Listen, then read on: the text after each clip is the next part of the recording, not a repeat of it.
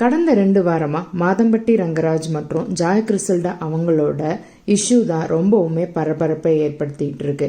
Joy Crizildaa police கமிஷனரோட அலுவலகத்துக்கு போய் புகார் கொடுத்தது மட்டும் இல்லாமல் இப்போ தனியார் யூடியூப் சேனலுக்கும் அவங்க பேட்டி கொடுத்துருக்காங்க. அதில் ஏகப்பட்ட விஷயங்கள் சொல்லியிருக்கிறாங்க.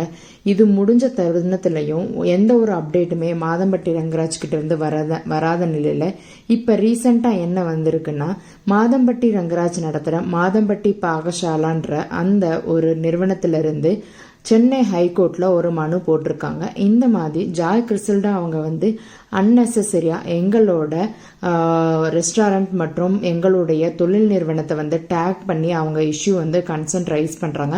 அந்த மாதிரி பண்ணக்கூடாது அப்படின்னு சொல்லி மனு கொடுத்துருக்குறாங்க. இதுக்கு ஹைகோர்ட்ல இருந்து என்ன சொல்லியிருக்காங்கன்னா, ஜாய் கிறிசல்டா இதுக்கு ஆஜராகி இதுக்கு பதில் கொடுக்கணும் அப்படின்னு சொல்லியிருக்கிறாங்க. அது மட்டும் இல்லாம மதுரையிலையும் அவங்க இருக்க ஹைகோர்ட்லயும் மாதம்பட்டி பாகசாலால இருந்து ஒரு மனு போட்டிருக்கிறாங்க. இது எல்லாத்துக்கும் இப்பதான் முறையா மாதம்பட்டி ரங்கராஜ் சைட்ல இருந்து ரிப்ளை கொடுத்ததா மக்கள் பேசுறாங்க. ஆனா என்னன்னா, இவங்களோட இந்த பர்சனல் இஷ்யூவை இவ்வளோ பெருசா ஆக்குனது மட்டும் இல்லாம அவங்க சிஎம்ஓ தமிழ்நாடு அவர்களையும் டேக் பண்ணி இஷ்யூ ரைஸ் பண்ணியிருந்தாங்க. அந்த வீடியோ ஆல்ரெடி போட்டிருந்தோம். பர்சனல் லைஃபை இவ்வளோ தூரம் கொண்டு வரது ஒரு சிலர் அவமதிக்கிறாங்க, ஒரு சிலர் ஆதரிக்கிறாங்க. அது மட்டும் இல்லாமல் தனியார் யூடியூப் சேனலில் நம்ம ஜாய் கிறிசல்டா என்ன சொல்லியிருக்கிறாங்கன்னா, மாதம்பட்டி ரங்கராஜ் என்னை அடித்து துன்புறுத்ததாகவும் சொல்லியிருக்கிறாங்க. என் பையன் முன்னிலையில் தான் அவங்க பண்ணதாகவும் பையனுக்கும் என் அம்மாவுக்கும் தெரியும் அப்படின்ற மாதிரி சொல்லியிருக்காங்க.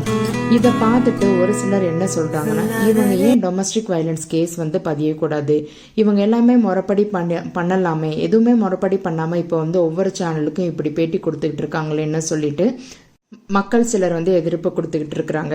நீங்க என்ன நினைக்கிறீங்க? இது ஒரு பெரிய இஷ்யூவா? இந்த இஷ்யூவை இந்த அளவுக்கு கொண்டு போகணுமா? இவங்க முறைப்படி எல்லாமே பண்ணியிருந்தா இந்நேரம் எந்த பிரச்சனையும் இருந்திருக்கிறாதுன்னு சொல்றாங்க. மறக்காம உங்களோட கருத்துக்களை கமெண்ட்ல சொல்லுங்க.